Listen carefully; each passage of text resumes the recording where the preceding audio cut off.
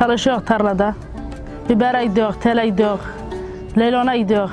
Paliyên demsaliyên tarım û çandinê ên gerok di wextên hatinin diyarkirin malên xwe ter dikin, diçin bav û baxçe û zêviyan de bi zar û zêçê xwe paletiyê dikin.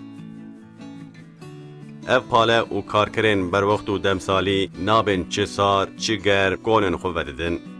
Di nav şillî, toz û dumanê û di nav mêşan de di nav şert û mercên bi zahmet de dijin. Ji ber vê yekê ev heyat û jiyana pale û karkerên tarımê gelek balan dikişine ser xwe. Merhaleya koşkirinê bi amadehiya rêwîtiyê dest pê dike, ya bi îmkanên xwe yan jî bi navbeykaran diçin kîjan bajaran û diçin kîjan masûlê ji wan re tê diyarkirin. Beriya rêwîtiyê dan û stendin tê kirin, xedayê elzem tê kirîn. Gelek caran yan dibin deyindarên navbeykaran yan jî dibin deyindarên marketan paşê dest bi rêwîtiyê dikin. Paşê dest bi rêwîtiya diçin kîjan bajarê pê dike. Ev malbatan bi wasatî ji hev kesan pêk tên yan jî bi hemû ferdên malbatên xwe re dikevin rêwîtiyê. Bi piranî du sê malbat bi hev re di dolmîşekê de rêwîtiyê dikin û bi vê awayê mesrefên xwe li hevdû par dikin. Mesrefên rêwîtiyê ji bo wan pir mihîm e. Ji ber vê yekê çixwa ji destê wan were bi qelebalixî diçin.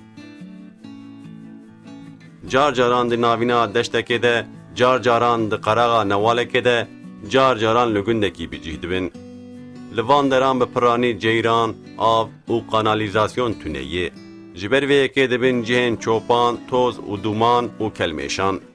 Dema ba li wa deran rabe her wiha wek menfî tesîdar dibin. Dukon û çadirên 15-20 metre qareyên plastîk de dijin. Gel kon û çadiran car caran ji ber ba radibin, car caran ji şiliyê avê distînin û hundirê konan şil dibe. Bi piranî hundirê van çadiran bi tozin.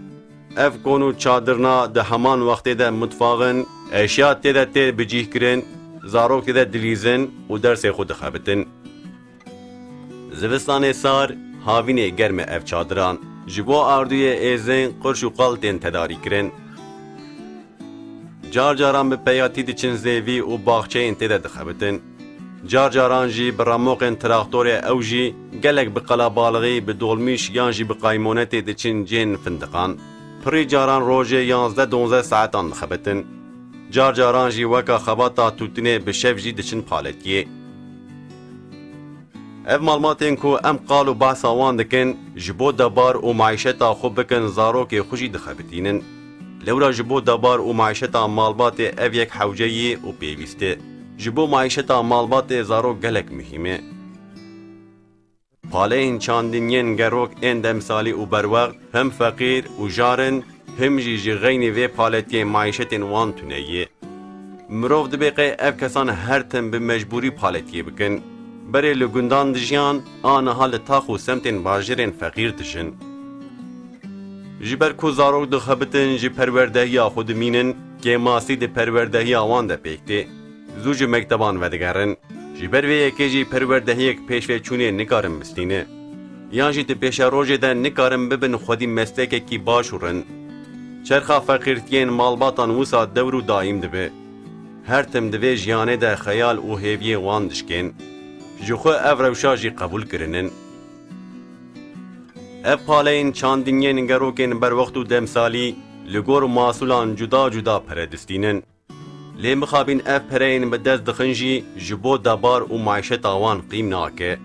Bi piranî sîgortaya wan jî tuneyê. Bi piranî dibin ücreta asgerî de pere distînin. Ji ber vê yekê ev pere kêm û qîmê debara wan nake. Qîm nake her tim deyndar dibin. Ji ber deynê xwe jî bidin dibin şert û mercên gelek dijwar û bi zehmet de dixebitin. Ji ber vê yekê ev çerxa wana feqîrtî û jiyana bi zehmet her tim wisa digere.